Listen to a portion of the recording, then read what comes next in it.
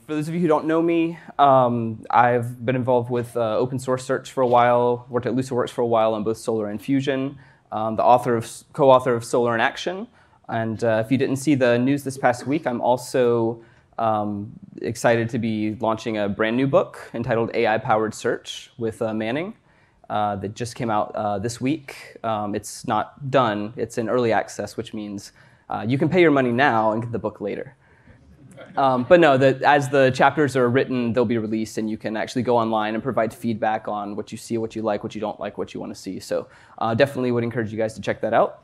You can go to aipoweredsearch.com and find out more.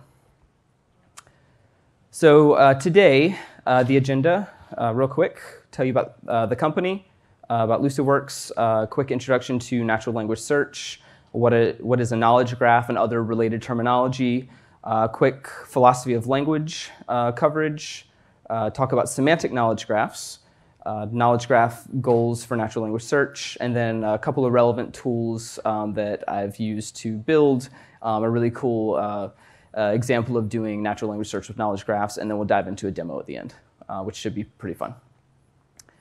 And so if you've been to any of my talks before, you're going to see a few slides that you've definitely seen in the past, but I always find it useful to give people some conceptual overview in terms of why we're going the direction we are. So generally speaking, when I think of search relevance, I think of it in terms of a progression. Most companies start out at the bottom left-hand corner of the graph you see here with basic keyword search. This is your TF-IDF, your basic text relevancy and matching, text analysis and multilingual search, that kind of thing. But they very quickly realized that that's not sufficient for building out a really great search experience that's highly relevant. And so most companies then end up doing things like building out synonyms lists and starting to manage domain-specific terminology there and through ontologies and taxonomies, and start building in their own business rules as well for their domain. Eventually, they realize that's not sufficient and it's a lot to maintain, so they start getting into more sophisticated techniques for actually interpreting queries and understanding the nuance in users' queries. So they get into things like query classification, understanding the kind of query that's being issued, semantic query parsing, understanding the terms and phrases and how they relate. This is where knowledge graphs and concept expansion and those sorts of techniques come into play. But even then, that's still a lot to maintain and to build. And so the next stage in evolution tends to be this notion of automated relevance tuning. So this is where things like user signals, more sophisticated A/B testing, using things like multi-arm bandits come into play, and where you really start to see more learning to rank approaches. But ultimately at Lucidworks, what we try to do is help customers along that journey, getting all the way up this chart to this idea of self-learning. And with self-learning, you're able to take all of the constant updates to content and the constant updates to your user signals that are streaming through the system and use them to automatically build these models out, to automatically learn domain-specific terminology and phrases, and automatically understand which parameters best drive relevance with learning to rank and those kinds of things. And so in this talk today, if you've seen me talk before, you've probably heard me talk all along the spectrum, but this talk today is specifically not focused at the top end of this relevance spectrum. It's focused on the second two layers, which is this idea of taxonomies and entity extraction, and the idea of query intent and understanding there. So we're not going to get into a lot of machine learning mechanisms to auto-discover this stuff. If you're interested in that, I gave a talk last year that I can refer you to, but that'll be the topic for today. So who is Lucidworks? You guys probably all know us since we're putting on this conference, but we're a San Francisco software company with offices around the world, a largely distributed workforce. We employ about 40% of the active Solr committers, and historically have contributed about 70% of Solr's open source code base.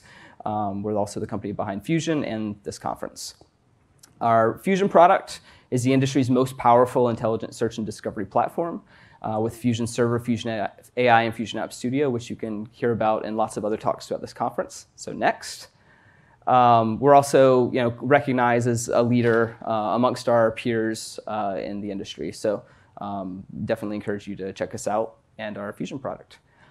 So what is natural language search? That phrase typically is used to refer to when you're trying to interact with a search engine using natural language, not just typing in a bunch of keywords, but actually expressing, asking a question. When you ask a question to Alexa or to Siri or to Google, it being able to parse your query, understand the relationships between the terms and phrases in your query, and then return the right answers or results. So it would look something like this.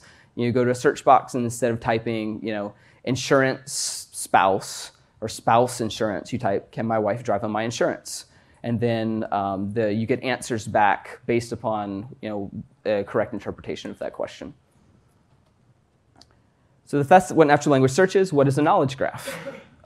It's a very, if I ask 10 people, I get approximately 10 different answers to this, though a lot of them will coalesce.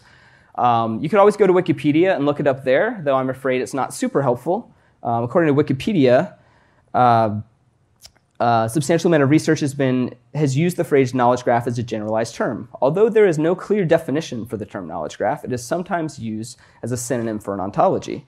One common interpretation is that a knowledge graph represents a collection of interlinked descriptions, yada, yada, yada. Not super helpful. It's kind of like an ontology. OK, thanks, Wikipedia. So what I want to do is, for purposes of this conversation, give you guys some specific and overly simplified definitions of what a knowledge graph is in context of all of the other terminology that people often confuse with it. So specifically, we'll talk about alternative labels, synonyms lists, taxonomies, ontologies, and knowledge graphs. People will disagree with me on these, and that's fine. But for the next 35 minutes, these are going to be our definitions. So alternative labels in search are substitute words with identical meanings. So something like CTO mapping to Chief Technology Officer. An acronym would be an alternative label. Misspellings are also a kind of alternative label. Specialized with an S maps to specialized with a Z, or you could go the other way around, depending upon which side of the ocean you're on. Synonyms list then are sort of a larger superset that would include alternative labels. So oftentimes people will put those. Sorry, Yes. I forgot to ask in the beginning that everybody can squeeze towards the middle if there's any room, so we can try to get more. There's a lot of people standing and a lack of seating. So if you guys could scoot in. Don't make the fire marshal come. That would not be fun. All right, thanks, Sonia.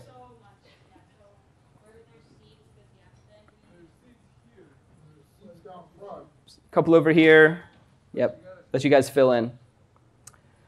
All right, so synonyms lists then are lists of substitute words that can be used to represent the same or a very similar meaning. So it's not necessarily exactly the same, but this would be something like human maps to Homo sapien or mankind. Food maps to sustenance or meal. They're not exactly the same. They have a slightly nuanced different meaning, but they're close enough that in search, you would want to also include them as part of your query to find the best results. Taxonomy, then, going up one more level, is something that classifies things into categories. So for example, John is human. A human is a mammal is an animal. It's focused on putting things into buckets and categories. An ontology, which sort of subsumes everything underneath it as well, defines relationships between types of things. So those can be hierarchical, like in the taxonomy, or it can be something like animal eats food, human is animal. It's these more general kinds of relationships that you can then apply to data to infer, to derive specific conclusions. And finally, a knowledge graph is an instantiation of an ontology. So it actually contains the things that are related, not just the sort of high-level concept of those things. So instead of animal eats food, John eats food. Instead of human is animal, John is human. But it also would include all the things underneath it. And so at the highest level today, when people talk about building knowledge graphs, they're really talking about all of these things. But they're talking about it at a higher level where they're all the ideas and all the specific entities in your domain are all connected. So that's what we mean by knowledge graph. And hopefully, at least for purposes of this conversation, will be clear for the rest of the talk. When people do build knowledge graphs out, however, I like to think of one of my favorite quotes from George E.P. Box, who you guys would know is the guy who said, "All models are wrong, but some are useful." The actual full quote is, "All models are approximations. Essentially, all models are wrong, but some are useful. However, the approximate nature of the model must always be borne in mind." And so the question then, when we talk about building knowledge graphs, is, okay, we're going to build one. We know it's going to be wrong, but how can it be useful? So what what sort of knowledge graph can help us with the specific kinds of problems that we encounter in search use cases. And so most of the time in search, we're dealing with unstructured data, or semi-structured, some structured, but a lot of unstructured data. I really hate the term unstructured data, as a bunch of you in this room probably do as well. But if you go to Wikipedia and look it up, unstructured data most often is referring to free text, the kind of stuff we deal with in the search world all the time. But I would actually argue that, whereas the word unstructured, I said I hate it, I would argue that really we should be thinking of unstructured data not as unstructured, but as hyperstructured. It's actually, within that data is a graph that contains much more structure than typical structured data. So for example, when we think of structured data, that terminology comes out of the database world, where you have tables, and rows and columns that are fit a nice structure that can be queried consistently, right? So in my table, I've got some discrete values over here, these IDs. I've got some continuous values, ranges of data, dates, numbers, things like that. And then I've got this idea of a foreign key. It's an entity in one table that I can then relate to an entity in another table. And that's great. But what about when we're dealing with our unstructured data? So what you see on the screen here is just some text. Trey Grainger works at Lucidworks. He is speaking at the Activate 2019 conference. It's being held in Washington, D.C., et cetera. If I take this data, though, and sort of break it apart, think of these as a bunch of separate documents. Now, I've got the text there, but I've also got some other unstructured data. I've got an image of me, maybe some audio from my voicemail, and then there's a video of me. And I'm sure you can't see it from there, but my name's actually written in text on that video, just for reference for the example. But if you look at this and you think of it kind of like we were thinking about the structured data in the database, you can actually see that across these documents, hey, the word activate actually appears across both. Isn't that kind of like a foreign key? If I look at activate in one document, can't I look at it in another document and potentially draw a relationship between the data that's represented in both? What about this one? Trey Grainger and Trey. They both refer to the same entity. They refer to me. That's kind of like a fuzzy foreign key. If I can figure out that both of those map to the same entity, then I can actually also use that to join across the documents. What about he, his, my name in the video down there that could be extracted, the picture of me? All of these things refer to the same entity, and they're all, let's call them fuzzier foreign keys. They're things you can't do with a traditional structured database, but there's a lot of structure here that if we can figure out how to leverage it, we can actually do so much more in terms of deriving insights. But not so fast. This guy terrifies me, and if you don't know about me, don't Google me, because if you look at the images that come back from Google, you will see that picture. It actually turns out to be from the movie Jaws, but I didn't know that at first, and I was scared. But if you actually look at the next screen, his name is actually Trey Grainger, and he uses this picture on his Twitter profile. So this is an example of a polysemous term or an ambiguous term, right? The same exact spelling, but it refers to two different entities. And so if we zoom back out and think of all these relationships we just found, you can think of this as a giant graph of relationships. You see the Jaws guy way up in the top corner. He's disconnected from this graph. But this is amazing. What if we're looking at just a couple of documents here, maybe 6 separate pieces of information, documents. How many documents do you have in your engine? Do you have 6? Do you have thousands? Do you have millions? What kind of information could you derive from the connections that are, the hyperstructured connections that are embedded within your content? So the question then, which I just said, is how can we easily harness the semantic graph of relationships within unstructured information? So one of the answers is something I've worked on called the Semantic Knowledge Graph. The Semantic Knowledge Graph, which is available in Solr, effectively works like this. If you're familiar with search, hopefully most of you are in this room, then you know about the inverted index. The inverted index is over here on the right. It's the thing whenever you run a query and you type in a keyword, that keyword is then looked up and documents are found. So specifically, in the description field, if I search for the word engineer, it tells me that engineer exists in document 3 and positions 3 and 7 in the document. That's the inverted index. We also have something in the search engine called a forward index. If you use doc values, this is built At index time, if you don't use doc values, this is built at query time, but it basically allows you to go the other way. Instead of going from keywords to documents, you can go from a set of documents to keywords. This is how faceting works. Once you've found your document set, you then return a list of terms that are found in the document. And so the semantic knowledge graph leverages this relationship. And just go to the next slide. This is a data structure view. So effectively, you're going, I'm going to take, for example, here, a search for the word Java in the skill field. So let's say we have some job search documents. What I can do with the semantic knowledge graph is say search for the term Java in the skill field, find me the set of all documents that Java is found within, and then find me other interesting terms, facets, that are found in those documents. And so I might find things like Java, oncology, Hibernate, and Scala. And on the top left here, you see a data structure view for how this works in search. Also sort of a set theory view and a graph view, where I have a node and a graph called Java. And from there, I can traverse across the has-related skill edge to the skill of Scala and Hibernate. And I see that oncology is disconnected from that graph. And since I've got the ability to go from terms to documents and documents to terms, I can take that even further and do multi-level traversals. Terms to documents, documents to terms, terms to documents, documents to terms. So if I want to go look at the skill of Java and then traverse from that and find the skill of Scala, I can then traverse from there and say, what are the top job titles associated with the skill of Scala that are associated with Java? And so this, in a nutshell, is how the semantic knowledge graph works. It also provides the ability to score relationships between entities within your graph.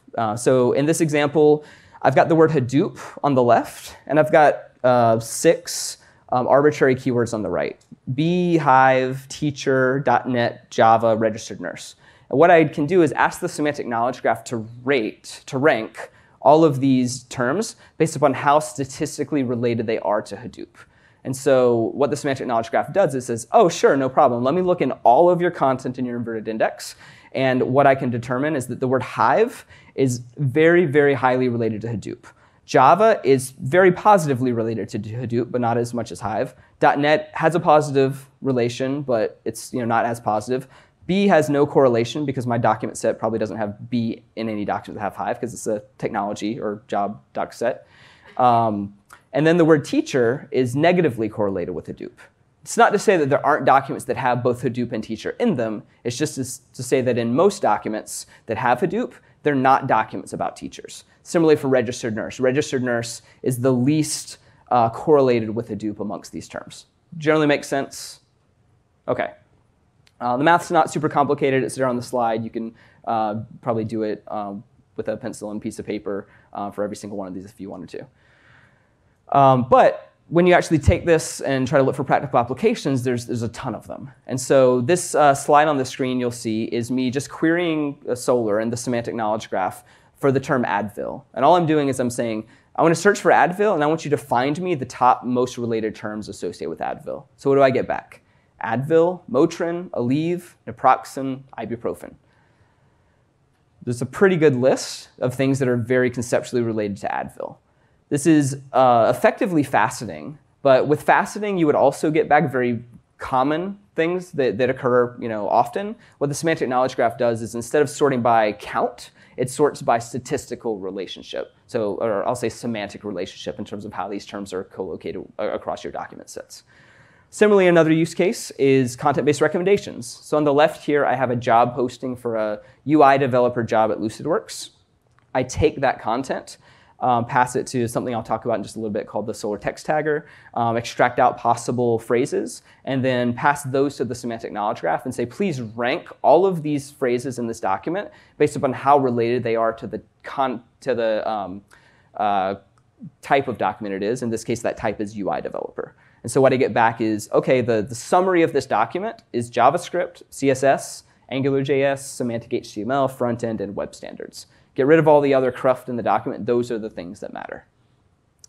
And so we'll talk about how to use that in just a minute. But when we talked about alternative labels and synonyms earlier, there's lots of different kinds of things we have to deal with in natural language. So for example, misspellings, which you guys are all very familiar with, I'm sure. Synonyms, which we talked about earlier, and alternate spellings. But you've also got things like ambiguous terms. The word driver. Is that a Uber driver? Is that a taxi driver? Is that a kind of golf club? Is that a bus driver? Is that a thing that you use to control your printer on your computer? There's lots of different possible meanings. And so when our users are running searches against our search engine, the question is, how do we interpret those meanings and the nuance there? So if you think of the word driver or even the word architect, I did some research a couple years back, and it was basically when people search for the word driver, what other terms do they search for? And when people search for the word architect, what other terms do they search for? And here's a nice summary list. But the reality is within this list, for both of these, there's two very distinct meanings. Again, for driver, truck driver, and courier and CDL versus Linux, Windows, and embedded. And for architect, there's this notion of sort of a building architect, and there's this notion of a data or software architect. And you could even take those and break them down further into subcategories. But the important thing is when we're dealing with natural language, we have to understand that there's nuance, a ton of nuance associated with the terms and phrases that our users are typing in. And ideally, we can interpret that nuance given context.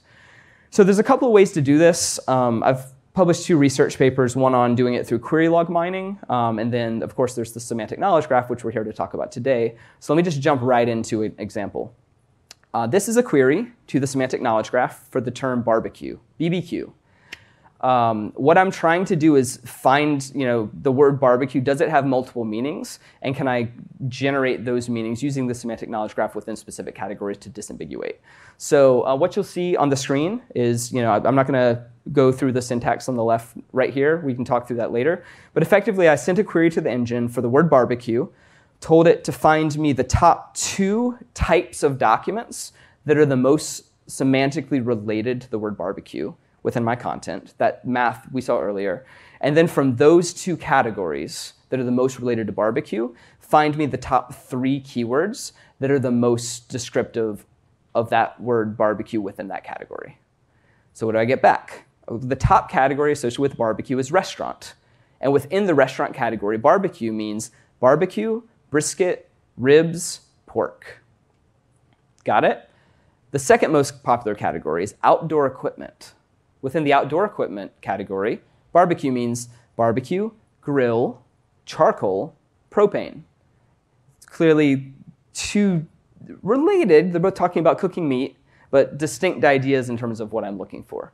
These are the kinds of nuances you can get to with leveraging semantic knowledge graphs when you're dealing with your user searches.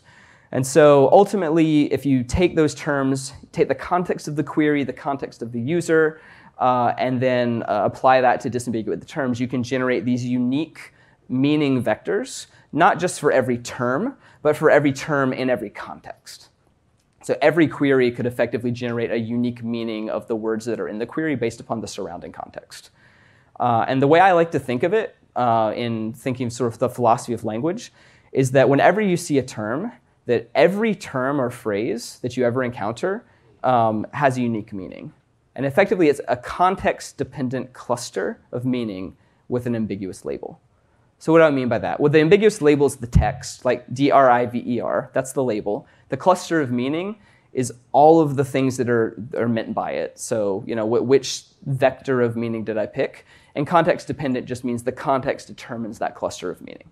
And so if we stop thinking of data science and search as a process of taking a bunch of words and putting them in a list and defining a vector that describes their meaning and using that pre-generated vector every time we're searching for it, and we start thinking more about nuance and context, then we can get a lot better at understanding the unique intent of each of our users. And so as an example of this, this context-dependent cluster of meaning with ambiguous label, some of you may have seen this before, but I love using the word love to demonstrate this. So if I query the semantic knowledge graph on my corpus for the word love, and it's a general term, and I say, find me the most related terms associated with love, I get back things like accordance, admiration, adoration, adore. But if I say, give me love within a specific context, I want love within the context of hug. Now it takes on a different meaning. Now I get that love in the context of hug means caress, cuddle, embrace, pet. Still ideas associated with love, but now it's love within that specific context. Love and child. For that, I get angel, babe, baby, cherub, darling.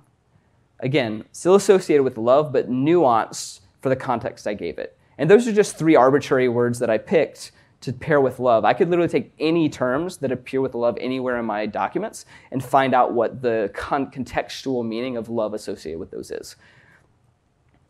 And so the end goal of all of this, obviously, is to understand user intent and to drive better queries. And so, in this case, here's a search at the top for something somebody might type into a search engine. Machine learning, research and development, Portland, Oregon, software engineer, and Hadoop, Java. If I just send this to Solr with no NLP, no knowledge graphs, nothing, just a normal query, then the parsing I get back is basically a bunch of individual terms. Machine and learning and research and development and Portland, or as a Boolean operator in this case, oops, software and engineer and Hadoop and Java. And even though TF-IDF may return me OK results at the top, the sets of documents I'm getting back clearly are not matching the intent of what I typed in. We've completely botched it. And so a better parsing of this would be a semantic parsing, which gets us at least the phrases kept together. Machine learning is a phrase, research and development is a phrase, Portland, Oregon is a phrase, software engineer, et cetera. But ideally, we want to go to that next level and not just parse out the phrases, but also understand the meaning of each of those phrases given the context of the query. And so for that, to do this expansion, we can leverage the semantic knowledge graph to be able to understand that machine learning conceptually also means data scientists or data mining or artificial intelligence. That Portland, Oregon's a location, and therefore I can also apply a radius around it and those kinds of things, and parse this out and present the query back to Solr in a way that's going to deliver better results. And there's a lot of components that go into making an intelligent system like this, semantic search components. Here's a list of them that I went through last year in my talk. Apache Solr, the Solr text tagger, semantic knowledge graphs, statistical phrase identifiers, synonym detection jobs, misspelling detection jobs, all of these things. I'm not going to spend time on those this year. If you want to know about building that whole system end to end, you can watch my talk from last year on how to build a semantic search system. But what I will talk about today is a very limited context, which is something that uses the Solr text tagger and the semantic knowledge graph to interpret nuance. So the text tagger, for those of you who don't know, is a capability in Solr where you can effectively index a bunch of entities in a field and then send in queries or documents or any blob of text and have it highlight anywhere in those documents that any terms in your index are found. And so it's effectively kind of like a reverse highlighter, if you want to think of it that way. But I like to use it for query interpretation because I can, if you look at the top right here in this picture, I can take a query like software engineer and Hadoop Java. And if I've indexed software engineer as a phrase in my entities list, or in Hadoop and Java, then the text tagger can very, very quickly extract out software engineer sort of as part of my query parsing step. We already talked about the semantic knowledge graph, but it's a capability that we got integrated last year into Solr as part of the faceting module. It's really powerful. And then the last thing that I'm going to demonstrate in my demo is leveraging also the graph query parser that is in Solr, which allows you, when you're issuing a query, to actually do kind of like a join, but it's a multi-level join. So you're traversing through documents to find other relationships that you can bring back. Not going to spend time on the mechanics of how it works, but basically you can do query time graph traversals, and I'm going to leverage those as part of the demo. So let's jump into the demo. So here's an example query, barbecue near activate. For my demo, and I'll pull this up live in a few minutes, but maybe get through the slides first. So this is what my data is looking like. I've got some places that are indexed. So this is basically like Activate, the Activate conference, another great Relevance conference, the Haystack conference, the hotel we're staying at, restaurants all around the world. I've also indexed all the geo names, locations, cities, states, etc. I basically just have a places database. It's sort of it's my places index. I also have a data set that is a bunch of restaurants and product reviews and things like that I just crawled from the web. I can't share that one here because don't really have the rights to, but basically think of it as a web crawl of restaurant and product review sites. So it's got restaurants, it's got products, and it's got reviews associated with those, just a bunch of text content. And then I've got this third document set, which are entities. These are things I've explicitly determined are relevant to my domain. So you'll see in here things like Activate, which is the conference I care about. You'll see the hotel we're at, Hilton. You'll see Hilton, which is listed as a brand. You'll see Washington Hilton, which is listed as a hotel. You'll see the Activate conference, which is listed Activate maps to Activate conference, etc. So these are just sort of mapping terms to their canonical forms. And then the other interesting thing you'll notice in here, though, is I have this thing called a command. And a command is effectively, for example, near. On my last slide when I had barbecue near Activate. Near effectively implies that the thing that comes after it might be a location. And if it is a location, it should be handled in a particular way. It might not be a location. It might be text, in which case I mean find this text near this other text in some document. But if it is a location or can be mapped to a location, then I probably want to search maybe using like a radius filter or something like that. And so the idea here, what I want to do when I'm querying, is when I search for barbecue near Activate, then what I'm actually wanting to do is run the query. Let's talk about just the near Activate part for a second. I want to see the word near, identify that it might be referring to a location, and then I see the next word is Activate, which I see that Activate is an event, which is associated with some sort of a venue. Then I want to take the Activate conference, map it back to the actual place, and see that it is associated with a venue, which is Washington Hilton, and then take Washington Hilton and map it to the actual Washington Hilton, which has a latitude and longitude, which I can use as part of my search. And so all of that is happening in my query.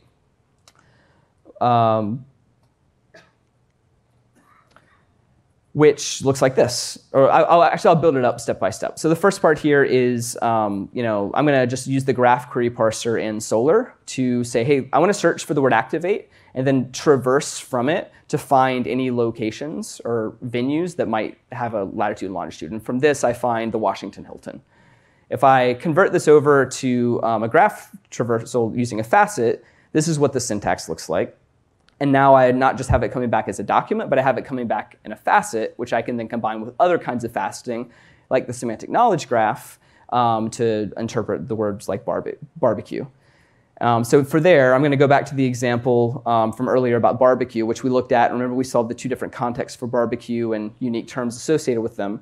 In this case, on the left here, my query says search for barbecue, and then find me the top 3 related terms associated with barbecue, and then find me the top 1 document type that is the most closely associated with barbecue. And what I get back from that is that on the right, the top 3 terms associated with barbecue are barbecue, brisket, and ribs. And the top doc type associated with barbecue is restaurant.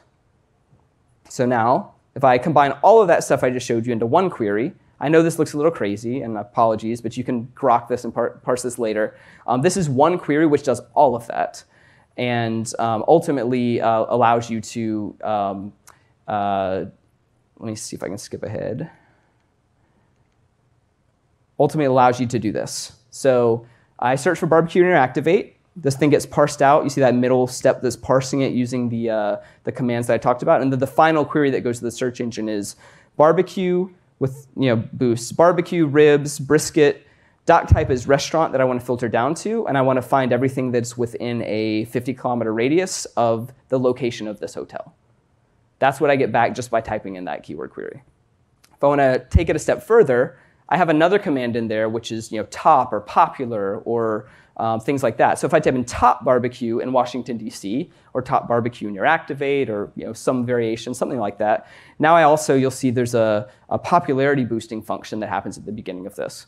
And so there's a lot that can be done here, and I've got a demo here I can walk through live, some examples if anybody's interested after. But getting down into interpreting the nuances of the words that users are typing in, and then being able to also understand the relationships between terms and how they relate back to keywords is something that's really, really needed and interesting and useful in natural language search. And that's just the beginning. So Lots of different variations of ways I could do this. There's a lot of interesting things coming out today in terms of vector search and word embeddings that do a really good job at a surface level parsing of queries and understanding. But once you get to multiple connections and levels nested deep, they lose the ability to continue to follow the logic of what was typed in the query. So lots that can be done here. I wanted to show it off a little bit today, but that is unfortunately the end of our time. So again, thanks for joining us. Lucidworks is a company that operationalizes AI for the largest businesses on the planet. And I'm Trey Grainger, author of Solr in Action, AI-powered search. And if you guys have any questions, come see me after. Do we have time? OK. We have 5 minutes, I'm told, for questions. OK? I'm going to let... All right, right there. Thank you for the good talk. So you talked about the finding the relationship between keywords when they are correct keywords. But what is the solution when we have typos? And what is the solution when it is not so obvious that those keywords are really related? Sure. So the semantic knowledge graph, if what they typed in are actual keywords and they exist in the index and they relate to things, you can find that very easily just by querying. So I should mention that anytime you're doing this sort of natural language understanding on top of the query, it's usually a two-pass process, right? There's one pass where you're effectively querying all the entities and everything in your domain and sort of figuring out what the query means. And then once you've done that, you generate a query that goes to Solr to do your actual search against your main content collection. And so as part of that first search, you can pretty easily identify, yes, this is a real term or phrase, and it is related to things. Otherwise, when you look it up, either won't exist, or it will barely exist, or it will exist, but its relationship to everything is very unclear. And you can then make the determination based upon that. Typically, though, for common misspellings and things like that, you're going to do offline processing ahead of time to pre-generate those things and cache them so that at query time, you don't have to spend a bunch of computational time figuring that out. Any more? Let's do right here.